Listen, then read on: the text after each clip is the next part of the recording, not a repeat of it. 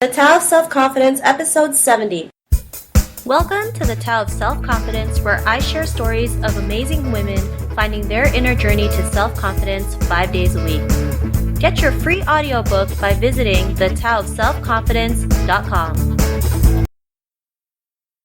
Well, hello friend. Welcome to the Tao of Self-Confidence, where I share stories of amazing women who have discovered their inner journey to self-confidence. I'm your host today, Sheena Yap Chan. And today I have a special lady all the way from Maui, Hawaii. So Maui Wowie. And, she is a entrepreneur and, she is, living the life according to her terms. And she's going to share her story today about her journey to self-confidence and what she had to go through. So without any further ado, I'm going to introduce you to Johnelle Conching. Johnelle, how are you doing today? Hope you're having a fantastic afternoon or morning. Maybe you can fill in a little bit more about yourself to the listeners. Sure. Well, first of all, thank you so much. And I'm doing awesome. Life is going crazy, but I'm just plugging along and trusting that it's working out how it's supposed to. So I'll give you a little bit of background on myself. I'm 47 years old, and I like to say wiser instead of older. I'm 47 years wiser. I have 2 children. I was born and raised on Oahu. I have 2 children. One is 21, and my other child is 18. And I'm married. This is my actually 3rd marriage, and that in itself is a journey of its own. I'm currently holding down 2 full-time jobs and doing an entrepreneurial business as well. So it's been a very exciting and fulfilling time in my life. My background is that my mom is Hawaiian, Chinese, Filipino, and my dad is French, Irish, German, Spanish. And so when people ask me what I am, I basically just say for sake of mixing it all up, I'm just chop suey. Got a little bit of everything in there, but it works well for me, I guess. Awesome. Well, thanks for sharing that. And there's no way you have a 21-year-old and 18-year-old son, because you definitely don't look like you do. Thank you. So you might have to share your secret for that. Family. Rely on your family. So Johnelle, what is your favorite self-confidence quote? My favorite self-confidence quote is whether you think you can or you think you can't, you're right, by Henry Ford. Awesome. Well, thanks for sharing that. And Henry Ford always has some awesome quotes. And in your own words, how would you describe or how would you define self-confidence? For me, self-confidence is the ability to laugh, cry, forgive, accept, and love all of who I am. And I think that's important as I've progressed, or I don't know if it's even progressing, but the more that I focus on and think about self-confidence, there's got to be laughter, there's got to be some tears shed, and definitely the ability to forgive and accept and love all of who I am, I think is the most important. Thank you. I believe self-love is really important when it comes to self-confidence, right? I mean, if we don't love ourselves, how do we expect to have others love us? So it really has to start with us. So thanks for sharing that. And, what was your life like before the discovery of self-confidence? Well, it's interesting as I reflect on it. Growing up, my mom, and when I say growing up, I mean from the age of 8, 9, 10, my mom all of a sudden became very involved in personal growth. And she was taking classes and seminars, and being her children, we were dragged along, signed up. She signed us up for the children's classes of it, and then we got involved with the teen classes of it. So my life has always been involved in some way, shape, or form with personal growth, but I never thought about self-confidence. And it was kind of funny because I just didn't. I mean, my life was just full. Like, I've been married 3 times. There was a lot of doingness in my life, get things done. I'm a very great multitasker, but it was always about doing. And so it wasn't until later in my life, actually when I met my husband now, Bruce, that I really started to evolve into being consciously aware of my own self-confidence. And we've been married now 11 years, and we're dating 2 years before getting married. So we've been together for 13 years. And it wasn't until around 13 years ago that I really had the ability or the even consciousness being married to him or even in our dating to start thinking about my self-confidence. So it was really interesting that I had to reflect on that. Awesome. Well, thanks for sharing that. And so you mentioned that it wasn't until you met your now husband that you realized your own self-confidence. But like, what was that aha moment in that period then when you realized, you are confident in doing what you do, you started loving yourself, you started recognizing who you really are? I think, well, what happened for me was we were dating. And so it was about 13 years ago. We were dating, and at that time, someone had stole my car, and he was awesome. He went to buy me a car, and we were at the dealership, but we were at the car dealership, and I picked out my car. We went through the whole process, and then we ended up in the little office where they do all of their negotiations, and they were running like my credit check. And so the gentleman had asked, okay, where are you currently working? And I gave him the answer, and I had only held that job down at that point for like a year and a half. And he said, well, that's not long enough. Where did you work before? And I gave my answer, and he said, well, how long were you working there? And I said, about 2 years. And he said, well, that's not long enough. And so where did you work before? And as he's asking me these questions, I started to feel defeated every time I said, well, I worked here. And he's like, well, that's not enough. Where did you work before? And it was funny and interesting at the time that I didn't even realize that my pattern was after 2 years, I was kind of getting bored with the job. I'd move on to another job. And so in his frustration, he stood up and he said, well, I've got to go and talk to my manager. And I don't know if, this is going to work. And he walked out the door and left my boyfriend, who then became my husband. He and I were sitting in the office, and I just felt so defeated. And I sat there in the chair, and my head was down, and tears just started running down my face. And Bruce, my husband, he said, look at me. And I couldn't look at him. And he took my face in his hands, and I looked into his eyes, and he said, you are not your jobs. That is what you do. It is not who you are. So do not allow this man to make you feel that way. And in all of the bravery that I could muster at that time, okay, it was just, but that was my aha moment. And as I reflect on it even now, it's interesting that I allowed this man that I've never met before, and to be quite frank, never met after, to instill or impress upon me my self-worth or lack thereof.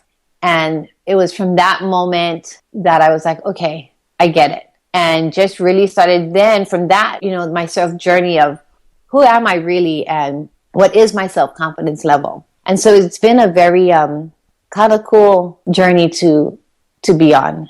And it definitely has shaped, I think, being more aware of who I am and my self-confidence level. And my husband always says this a lot, care, but not that much.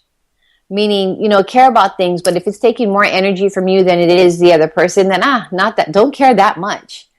And I think that's important in self-confidence. Like, you know what? I care what other people think, but really it's about, in terms of self-confidence, what do I think about me? And that's what has kind of saved me, that other quote. And that's a Bruce Conching quote. I care, but not that much. I love your story. I think we should make a movie out of it. I mean, it's so romantic. But, it's really true. A lot of us, especially as women, we define ourselves by our jobs, and we have to realize we aren't our jobs, I remember this question that someone asked me, and it was, tell me who you are without telling me what you do. And that's such a powerful question, because most of us, we define ourselves by our jobs, right? And right. It's like, I'm a banker. Or not even our jobs and our roles. Yeah. It's so true, right? And, nobody really asks us that question, right? Like, tell me who you are without telling me what you do. And I even remember when I used to have a job, people would always ask me what I do, but I could never really describe what I do, or I never really could tell them what I do. And I don't know if that was just a sign, like maybe I was just not meant to tell them what I'm supposed to do, but it's such a different feeling when you can start telling people who you really are. I'm a warrior, or maybe, I love to do this. I like, it's just everything about you and the things that you like to do versus like, what do you do for a living, or what's your role in life, right? So I'm really glad you brought this up, because I think this is such an important topic, especially for our listeners out there, especially when they feel like, am I just my job, right? Is this all that I have? And, just listening to you and your aha moments, like, no, You're not. You're way more than that. You have way more talents and you know, talents that God or the universe has given you. So thank you so much for sharing that story. But, you know, your husband sounds like an amazing man too. Well, I think I lucked out because he's also been in personal growth and motivation, and he, you know, he's created curriculum, and so for self-empowerment and awareness, and so around that, ironically, one of the things we help people to discover is who they really are. And it was interesting that just this morning he actually left. I had to take him to the airport to go. He's teaching in the Philippines for the next 2 weeks. And before he left this morning, he said, "Okay, who are you?" And we have what we call our spiritual contract. So it has nothing to do with what you do. And he said, "Don't forget who you are. So who are you?" And I said, "I am the essence of aloha. I am God's reflection. That's who I am."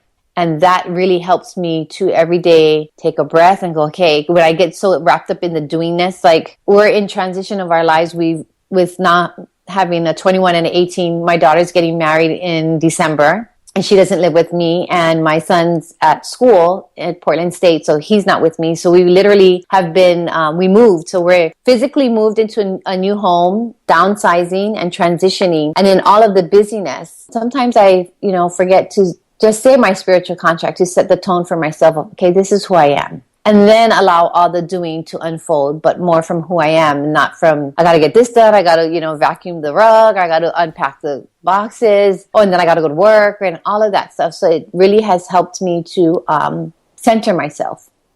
Awesome. Well, thanks for sharing that, Johnelle. And, you know, what's your life like now after that discovery or after that aha moment?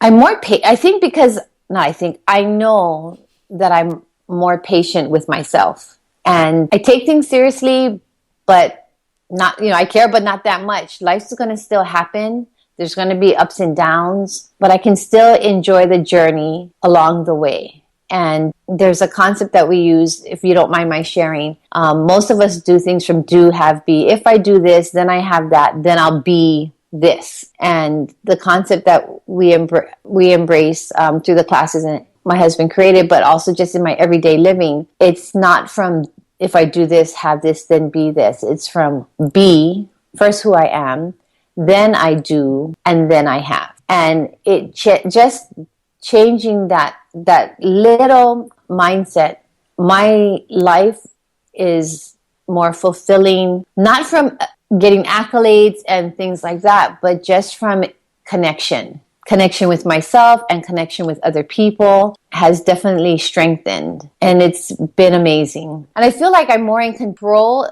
in an ironic way of my life, and when I say control of my life, more so just in control of me.